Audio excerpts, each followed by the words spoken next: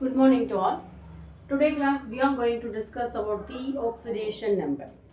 Is otherwise known as oxidation state. I am already written on this board. So many oxidation number is pasted here. First of all, you should know what is the meaning of oxidation number. Oxidation number ஓட definition என்ன அப்படின்னு நம்ம முதல்ல தெரிஞ்சுக்கணும். அதாவது ஒரு atoms என்னன்னா it's having carrying the positive ions, positive charge இல்லாட்டி negative charge. For example A அப்படின்ற ஒரு ஆட்டம் எங்கிட்ட இருக்கு. இந்த atom it having the positive ion. இது வந்து ஏ பிளஸ்ஸாக இருக்கலாம் இல்லை ஏ மைனஸாக இருக்கலாம் இல்லையா. It is indicating the positive charge, இது நெகட்டிவ் சார்ஜ். இந்த ஆட்டத்துக்கு இது பாசிட்டிவ் சார்ஜ், இது நெகட்டிவ் சார்ஜ் அப்படின்னு நம்ம சொல்லுவோம். சரி, இது வந்து ரேண்டமாக நம்ம சொல்கிறது. அதாவது it's an atom it carrying the positive charge negative charge அப்படின்னு ரேண்டமாக சொல்கிறது ஆக்சிடேஷன் நம்பர். கரெக்டான டெஃபினேஷன் அப்படின்னா என்ன அப்படின்னாக்கா, let's see the one example. A அப்படின்ற ஒரு ஆட்டம் நான் எடுத்துக்கிறேன். இந்த ஆட்டம் இட் ஹேவிங் தி அதே தான் பாசிட்டிவ் சார்ஜ். அதாவது ஒன்று ஒரு இந்த ஆட்டம் வந்து என்ன பண்ணணும் அப்படின்னா லாஸ், ஒன்று எதை லாஸ் பண்ணணும்னா எலக்ட்ரானை லாஸ் பண்ணணும். இல்லாட்டி என்ன பண்ணணும் அப்படின்னா எலக்ட்ரானை வந்து இந்த ஆட்டம் வந்து இந்த ஏ அப்படின்ற ஆட்டம் வந்து எலக்ட்ரானை லாஸ் பண்ணணும், இல்லாட்டி கெயின் பண்ணணும். பண்ணிட்டு அப்போ வந்து என்னமாகும், இது ரெண்டுத்துக்கும் நடுவில் இப்போ லாஸ் பண்ணுச்சோ கெயின் பண்ணுச்சு இல்லையா, ஏதோ ஒரு எலக்ட்ரானை எங்கே லாஸ் பண்ணுது எங்கே கெயின் பண்ணுது அப்படின்னா ஒரு இன்னொரு ஆட்டமோட இல்லைங்களா. அப்போ இந்த ஆட்டம் என்ன பண்ணும், அப்போ இது ரெண்டுத்துக்கும் நடுவில் ஒரு கெமிக்கல் பாண்டு வந்து ஃபார்ம் ஆகும். அப்போ ஏன்ற ஆட்டம் பீன்ற ஆட்டம்க்கு எலக்ட்ரானை லாஸ் பண்ணலாம். அப்போ ஒரு கெமிக்கல் பாண்டு ஃபார்ம் ஆகும். At this time it is producing the oxidation state. அப்போ இது வந்து கொடுத்துச்சு அப்படின்னா இது மைனஸ் சார்ஜ், இது கேரிங் தி பாசிட்டிவ் சார்ஜ். இப்போ இது பண்ணும், இது என்ன பண்ணும், இதுக்கிட்டேருந்து இது கெயின் பண்ணும், அப்புறம் திரும்பி இதுக்கு வந்து இது லாஸ் பண்ணுது, திரும்ப கொடுக்கும். இது மாதிரி ஒரு சர்க்குலேட்டரி ரியாக்ஷன்ஸ் நடக்கும். அப்போ each and every atom it having positive and negative charge depend upon the loss and gain of the electron.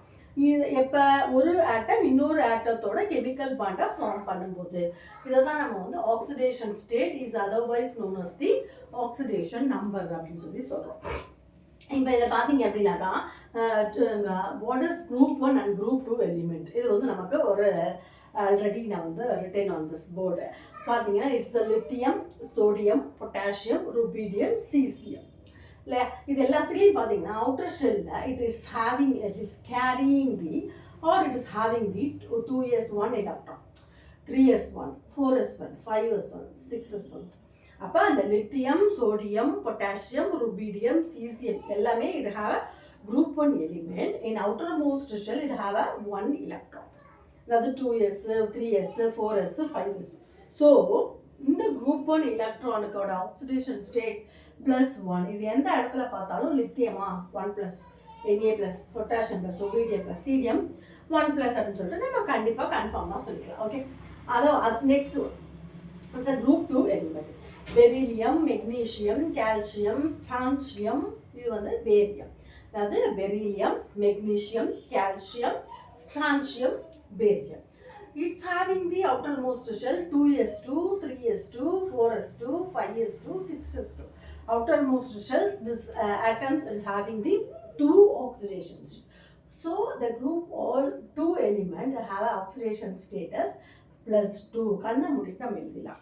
எதுக்கு beryllium, magnesium, calcium, strontium, barium. Okay, இது செகண்ட். சரி, இதில் பார்த்தோம் அப்படின்னா அந்த குரூப் 1லே பார்த்தீங்க அப்படின்னா hydrogen, lithium, sodium, potassium, rubidium, caesium தான் வரும். இதில் ஹைட்ரஜனுக்கு வந்து நார்மலாக +1 ஆக்சிடேஷன் ஸ்டேட் அப்படின்றது நமக்கு இதில் தெரியும், வந்து 1s1ல வரும் இல்லையா. ஆனால் இது எக்ஸப்ட் ஹைட்ரேட், இதில் வந்து ஹைட்ரஜன் வந்து ஹைட்ரேட் ஃபார்மில் இருக்கும்போது -1 இருக்கும் அப்படின்னு சொல்லி நம்ம சொல்கிறோம். அப்போ இது நம்ம தெரிஞ்சுக்க வேண்டியது.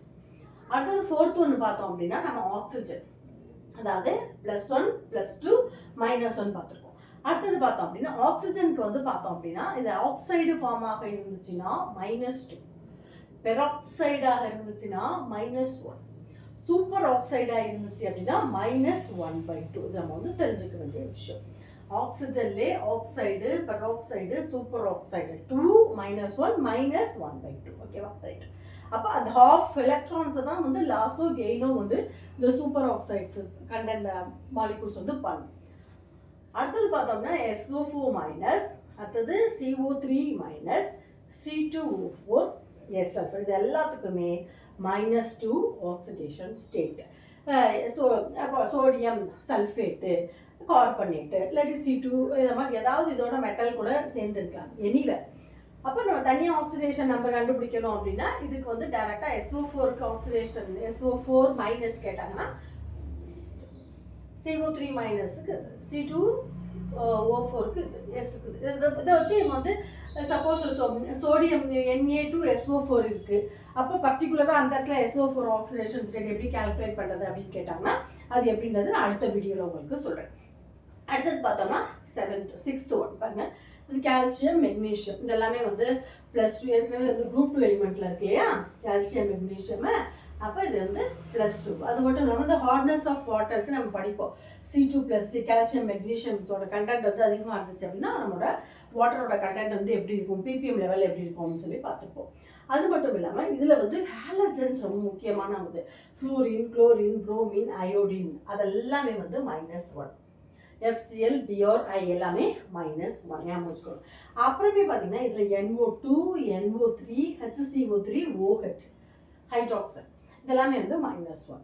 அதாவது ஹாலஜன் வந்து ரொம்ப முக்கியமானது. FCl, Br, I எல்லாமே -1ல் வரும். NO2, NO3, HCO3, OHலாம் வந்து -1ல் வரும். ஓகே. அடுத்தது 7th ஒன் பார்த்தீங்க அப்படின்னாக்கா அலுமினியம். அலுமினியமுக்கு வந்து எப்போதுமே வந்து 3+ சார்ஜ். அதே மாதிரி நைட்ரஜனுக்கு பார்த்தீங்க அப்படின்னா -3 சார்ஜ். அடுத்தது 8 கார்பனுக்கு it's have a tetra valence C இல்லையா அது 4. அதே மாதிரி வேலன்ஸ் அதே மாதிரி பென்டா பாஸ்பரஸ்ன்னு சொல்லுவோம். பாஸ்பரஸுக்கு 5. அடுத்தது சல்ஃபருக்கு பார்த்தோம் அப்படின்னா ஏற்கனவே இந்த இடத்துல -2 இருக்குது, இந்த இடத்துல 1 அப்படின்றத நம்ம சொல்கிறோம்.